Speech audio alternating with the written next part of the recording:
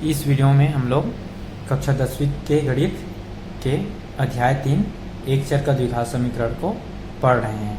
तो यह उसका तीसरा प्रश्नावली है और उस तीसरा प्रश्नावली का ये तीसरा प्रश्न है, उसको देखते हैं। यहाँ पर दिया हुआ है दो क्रमागत प्राकृत संख्याओं के वर्गों का योग 85 है, संख्याएं ज्ञात कीजिए। तो उन दोनों प्राकृत संख्याओं का क्या करना है, हमें मान ज्ञात करना है। तो इसको हल करते हैं। ये हो जाएगा हल माना, सबसे पहले क्या करना पड़ेगा, वे प्राकृत संख्या मानना पड़ेगा। तो यहाँ से हो जाएगा माना कि वे प्राकृत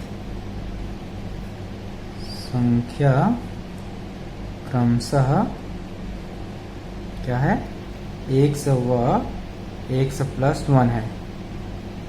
ठीक है। अब यहाँ पर देखो x प्लस 1 लिए हैं, तो यहाँ पर ऐसा क्यों लिए हैं, तो इसको ध्यान में रखना है। यहाँ पर क्या बोला गया है, क्रमागत बोला गया है, इसलिए इसको x व x प्लस 1 लिए हैं। जैसे कि x का मान 1 रखेंगे तो ये क्या हो जाएगा, यहाँ पर 1 हो जाएगा, और यहाँ पर क्या हो जाएगा 1 प्लस 1 इक्वल टू 2, अर्थात यहाँ पर क्रमागत प्राकृत संख्या क्या हुआ, 1 और 2 हुआ। तो इस प्रकार से उसको क्या लेना है, हमें चर x व x प्लस 1 के रूप में लेना है। अब यहाँ से ये हो गया। अब क्या करना है, हमें इस प्रश्न अनुसार चलना है, प्रश्न को ध्यान से पढ़ करके। तो यहाँ पर क्या बोला गया है, उन प्राकृत संख्याओं के वर्गों का योग 85 है। तो यहाँ से हो जाएगा प्रश्न अनुसार क्या बोला गया है, वर्गों का योग। तो पहला प्राकृत संख्या x है, तो ये हो गया x का वर्ग बोला है, तो वर्ग हो गया, प्लस दूसरी प्राकृत संख्या क्या है यहाँ पर, x प्लस 1, ये हो जाएगा x प्लस 1 का वर्ग। अब इन दोनों का योग कितना है, यहाँ पर 85 दिया हुआ है, ये हुआ 85। अब इसके बराबर ये हो जाएगा x का वर्ग प्लस ये क्या हो जाएगा, a प्लस बी का होल स्क्वायर वाले सूत्र में, तो ये हो जाएगा x का वर्ग प्लस 2x इंटू 1। ठीक है, ये हो गया।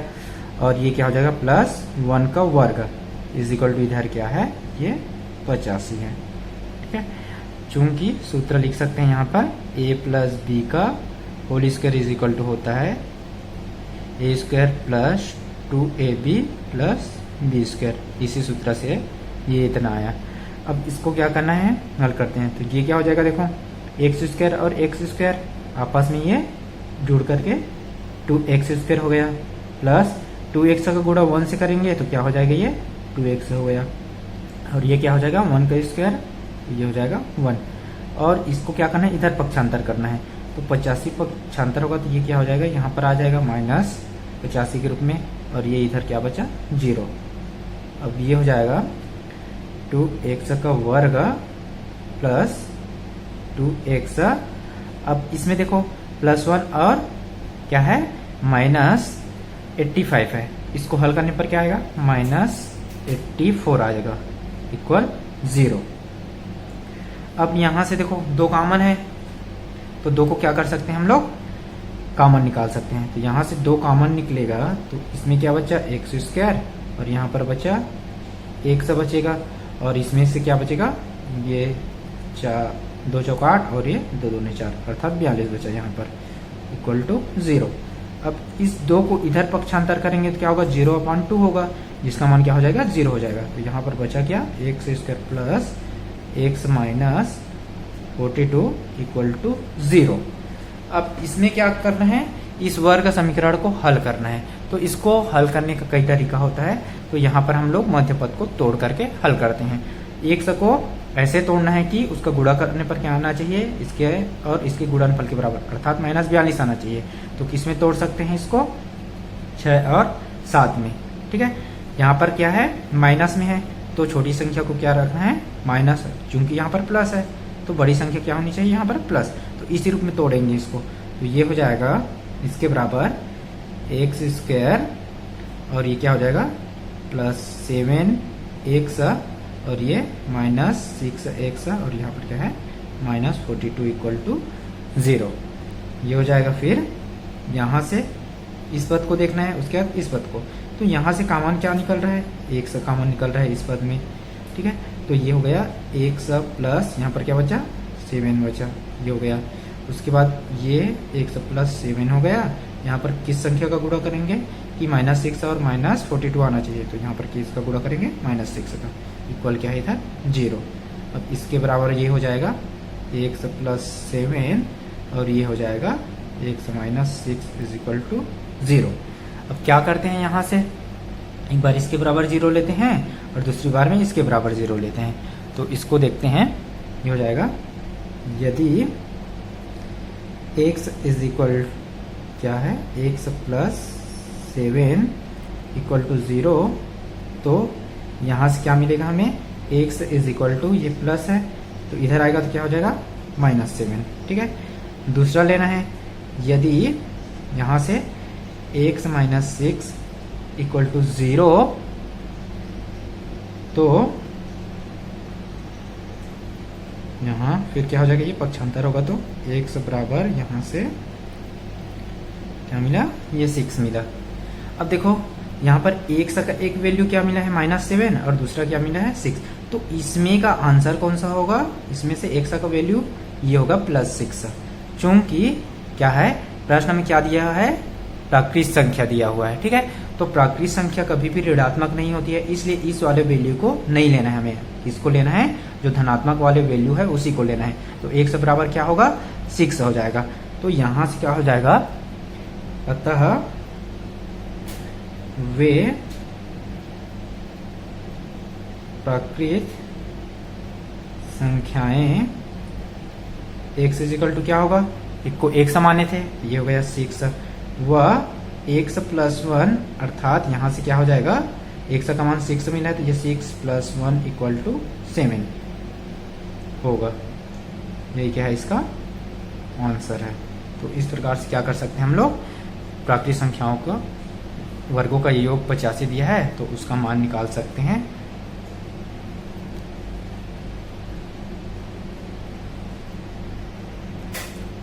अब देखते हैं इसका अगला प्रश्न। इसमें दिया हुआ है 2 क्रमागत प्राकृत संख्याओं का गुणनफल 20 है, संख्याएं ज्ञात कीजिए। वही प्रश्न है सेम, सिर्फ यहाँ पर क्या दिया हुआ है, गुणनफल दिया हुआ है, बाकी प्रोसेस तो वैसे ही रहेगा जैसे प्रश्न में दिया हुआ है वैसे ही। ठीक है, तो यहां से हल करते हैं हम लोग। माना कि वे प्राकृत संख्या x व x प्लस 1 है। ठीक है, अब चलना है प्रश्न अनुसार। ये हो जाएगा, क्या बोला है, प्राकृत संख्याओं के गुणनफल 20 है, तो यहाँ पर क्या होगा, एक तो x है और दूसरा क्या है x प्लस 1 का ये गुणनफल कितना दिया हुआ है, यहाँ पर 20 दिया हुआ है, तो ये है 20। अब ये क्या हो जाएगा, यहाँ से इसका गुणा करना है तो ये हो जाएगा x स्क्वायर, अब इसका गुणा इसके साथ करना है तो ये हो जाएगा x इज इक्वल टू क्या है इधर 20, इस 20 को इधर पक्षांतर करना है, ये हो जाएगा x का वर्ग प्लस x और ये क्या हो जाएगा इधर आएगा तो -20 बराबर 0। अब इसको फिर से क्या करना है, ये वर्ग समीकरण मिला तो इसको हल करना है, तो इसको मिडिल टर्म को क्या कर सकते हैं, 2 भागों में तोड़ सकते हैं। तो किस में टूटेगा, ये 5 और 4 में, 5 चौके 20 होता है। और यहाँ पर देखते हैं फिर, ये हो जाएगा x स्क्वायर प्लस, इसको क्या लिख सकते हैं हम लोग, 5x माइनस 4x माइनस ये 20 इक्वल टू 0। देखो इसको हल करने पर क्या रहा है, 5 में 4x को 5x में 4x को घटाने पर क्या रहा है, 1x आएगा, और गुणा करने पर क्या हो जाएगा, 5 चौके 20 माइनस, है ना, ये हो गया इस प्रकार से। अब इसमें से क्या करेंगे, कॉमन निकालेंगे, तो इसमें से क्या निकल जाएगा, x कॉमन निकला, x और यहाँ पर क्या बचा +5, यहाँ पर क्या बचा x प्लस 5 लिखेंगे। अब इसमें किसका गुणा करेंगे कि इतना आना चाहिए, तो यहाँ पर किसका गुणा करेंगे, -4 का इक्वल 0। अब ये हो जाएगा, इसको एक बार लिखते हैं x प्लस 5 और ये क्या हो जाएगा, बचा है उसको एक बार ब्रैकेट में लिखते हैं, तो x माइनस 4 इक्वल टू क्या हो जाएगा, 0 हो जाएगा। अब यहाँ से ये इसके बराबर क्या होगा, अच्छा यहाँ से अब एक बार इसके बराबर 0 लेना है और एक बार इसके बराबर, तो यहाँ से लेते हैं हम लोग, यदि x प्लस 5 इक्वल टू 0 तो x इजिकल टू क्या मिला यहाँ पर, ये पक्षांतर होगा तो -5 हो जाएगा। दूसरा में क्या करना है, इसके बराबर 0 लेना है। तो यदि x - 4 = 0 तो यहाँ से x इजिकल टू क्या हो जाएगा, 4 हो जाएगा। अब देखो यहाँ पर x का एक वैल्यू ऋणात्मक मिला है और एक क्या है धनात्मक में, तो किसको लेना है, हमें धनात्मक वाले मान को लेना है, क्योंकि प्राकृतिक संख्या जो है ऋणात्मक नहीं होती है। तो यहाँ से क्या हो जाएगा, अतः वे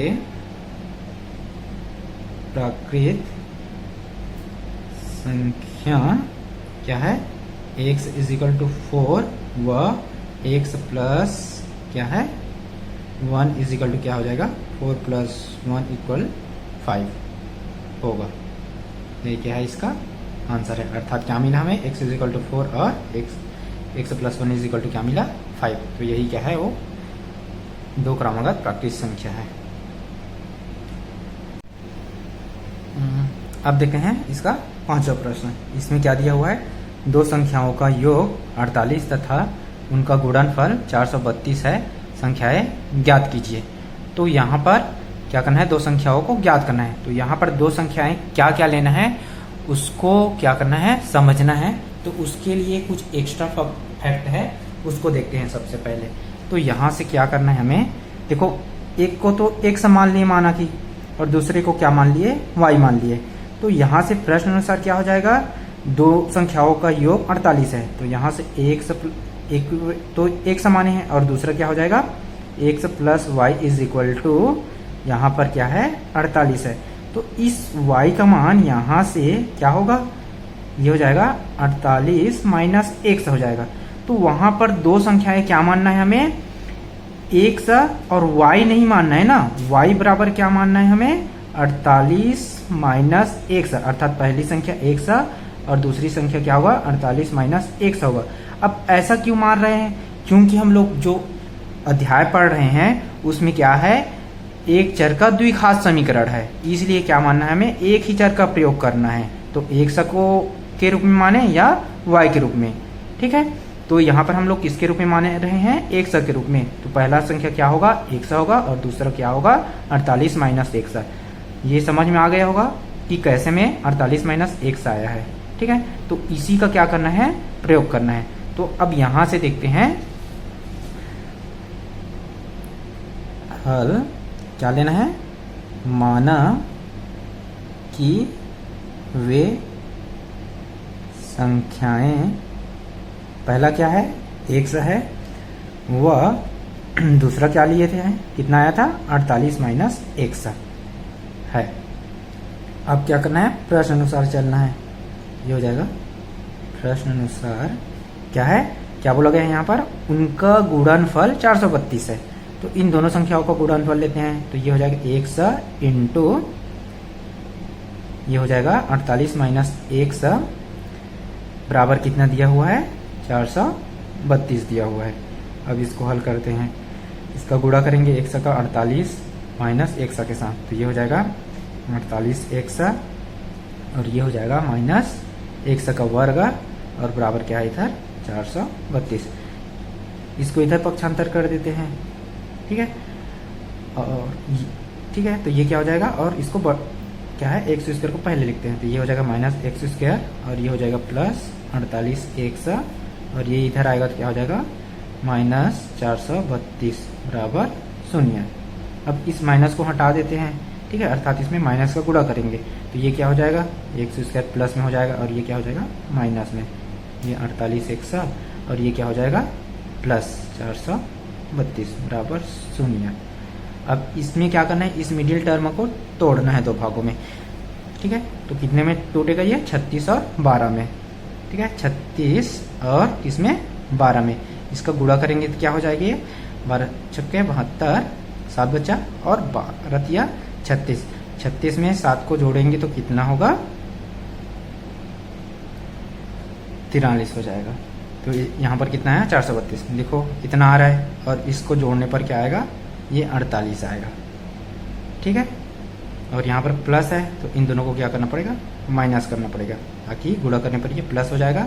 और यहाँ पर चूंकि माइनस है तो यहाँ से ये क्या हो जाएगा एक्स स्क्वायर माइनस, इसमें से क्या लेना है, माइनस क्या है 36 एक्सा, और एक बार फिर माइनस 12 एक्सा, और यहाँ पर क्या है प्लस 432 बराबर 0।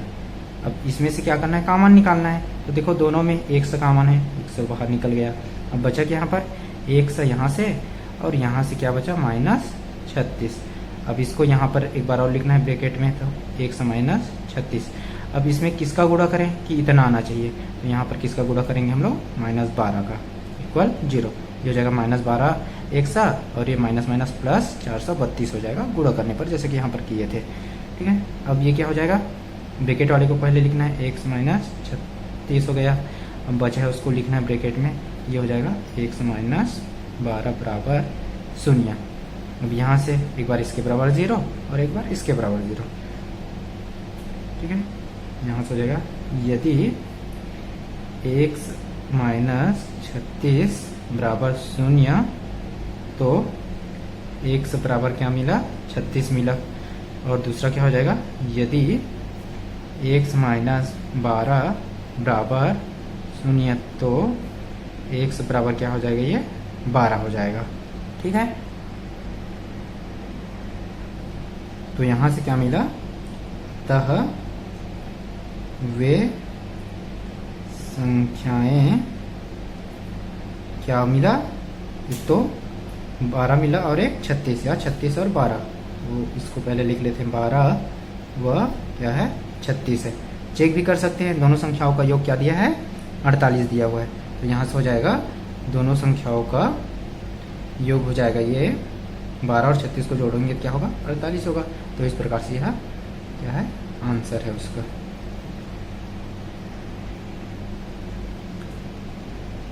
अब देखते हैं इसका अगला प्रश्न, छठवां। इसमें क्या दिया हुआ है, एक समकोण त्रिभुज का क्षेत्रफल 165 वर्ग मीटर है। यदि समकोण त्रिभुज के शीर्ष लंब की लंबाई उसकी आधार से 7 मीटर अधिक हो तो शीर्ष लंब की लंबाई ज्ञात कीजिए। तो सबसे पहले प्रश्न को ध्यान से पढ़ना है। यहाँ पर क्या दिया हुआ है, एक समकोण त्रिभुज दिया हुआ है। ठीक है, तो सबसे पहले जो जो दिया हुआ है उसको लिखते हैं। दिया है त्रिभुज क्या है, समकोण त्रिभुज, समकोण त्रिभुज का क्षेत्रफल क्या है, 165 वर्ग मीटर। ठीक है, और क्या दिया हुआ है, यहाँ से उसकी लंबाई आधार से क्या है, 7 मीटर अधिक है। तो यहाँ पर हमें आधार पता नहीं है, तो यहाँ पर क्या करना पड़ेगा, हमें मानना पड़ेगा, माना कि क्या है, समकोण त्रिभुज की आधार बराबर क्या है, एक्स है। तो क्या दिया है दूसरा, शीर्ष लंब की लंबाई उसकी आधार से क्या है, 7 मीटर अधिक है। तो यहाँ से क्या हो जाएगा, शीर्ष लंब की लंबाई बराबर क्या हो जाएगा, इस आधार से 7 अधिक है। तो ये हो जाएगा x + 7 मीटर में दिया हुआ है, तो ये दोनों क्या होगा, मीटर में हो जाएगा। ठीक है, ये हो गया। अब क्या करना है, इसको समझने के लिए डायग्राम का प्रयोग करते हैं। तो यहाँ पर एक डायग्राम बनाते हैं। ये हो जाएगा, मान लेते हैं कि ये क्या है, एक समकोण त्रिभुज है। यहाँ पर क्या बनता है, 90 अंश का कोण बनता है। इसको मान लिए A, इसको मान लिए B और इसको मान लिए C, या फिर इसको A, इसको B और इसको C मान सकते हैं। तो यहाँ पर समकोण त्रिभुज क्या मिला, कोण क्या मिल रहा है, A C B मिल रहा है। ठीक है, अब प्रश्न अनुसार चलना है हमें। इसका मान x और इसका मान क्या मिला है, x + 7। तो यहाँ से हो जाएगा, यहाँ पर दिया क्या है प्रश्न अनुसार, चलते हैं, त्रिभुज का क्षेत्रफल। तो त्रिभुज का क्षेत्रफल क्या होगा, समकोण त्रिभुज का क्षेत्रफल सूत्र होता है बराबर 1/2 गुणित आधार गुणित क्या होता है, ऊंचाई होता है, लेकिन ऊंचाई के स्थान पर यहाँ पर क्या दिया हुआ है, शीर्ष लंब की लंबाई। तो ऊंचाई के स्थान पर क्या लेंगे हम लोग, शीर्ष लंब की लंबाई लेंगे। ये हो जाएगा शीर्ष लंब की लंबाई। अब यहाँ पर मान रखना है, तो ये हो गया 1/2 और त्रिभुज समकोण त्रिभुज का क्षेत्रफल कितना दिया है 165। तो ये हो गया 165 बराबर 1/2 गुणित आधार क्या है यहाँ पर x है, और शीर्ष लंब की लंबाई क्या है इंटू x प्लस 7। अब इसको हल करना है, इसको इधर पक्षांतर कर देंगे तो ये क्या हो जाएगा, इससे गुणा होगा।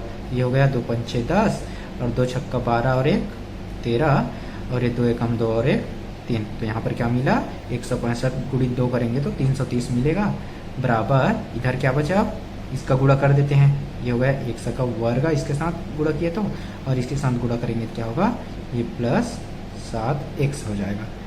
अब इसको क्या करना है, इधर पक्षांतर करना है, तो इधर 0 बचेगा इक्वल x² प्लस ये हो जाएगा 7x और ये क्या हो जाएगा -330। ठीक है, इसको अब इधर लिख लेते हैं, लेफ्ट हैंड साइड को राइट हैंड साइड में और राइट हैंड साइड को लेफ्ट हैंड साइड में।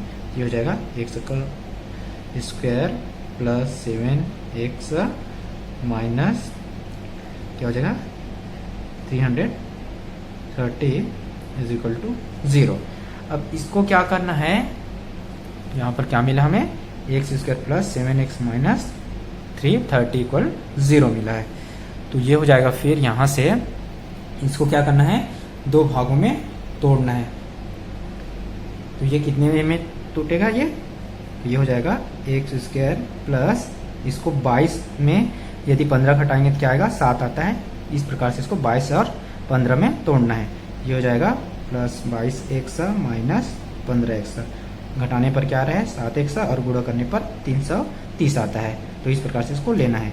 ये हो जाएगा 330 बराबर 0। इसको प्रैक्टिस कर लेना आप लोग, ठीक है। तो ये हो जाएगा, फिर यहाँ से कॉमन क्या निकल रहा है, देखो अब x और यहाँ से क्या मिला x निकला प्लस यहाँ से ये 22, यहाँ पर x प्लस 22 लिख दिए।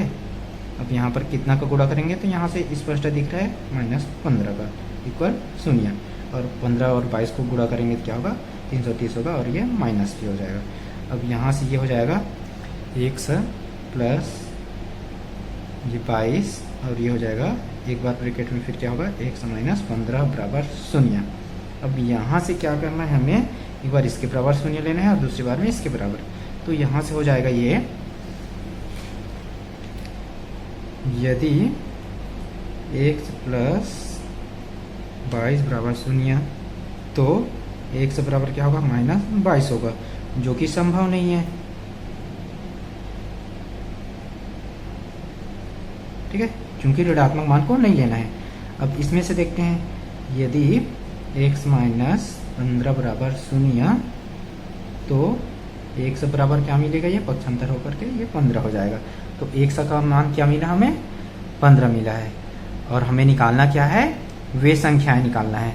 तो यहाँ से क्या हो जाएगा, अतः अच्छा निकालना क्या है, यहाँ पर देखो शीर्ष लंब की लंबाई, और शीर्ष लंब की लंबाई क्या है, यहाँ से x प्लस 7 है। तो यहाँ से क्या हो जाएगा, अतः शीर्ष लंब की लंबाई क्या है, x प्लस 7 है।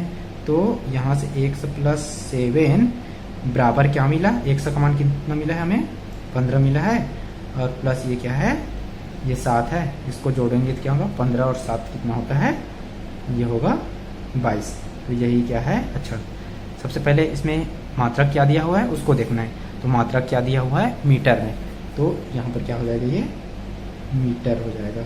यही क्या है, इसका आंसर है। ठीक है, ये चूंकि ये सदिश राशि है इसलिए उसका मात्रक लिखना जरूरी है। तो यहाँ पर क्या मिला हमें, अतः शीर्ष लंब की लंबाई बराबर x प्लस 7 यहाँ से इक्वल x का मान रख दिए 15 और उसमें 7 को जोड़ दिए तो कितना मिला 22, और ये मीटर। ये क्या है, इसका आंसर है।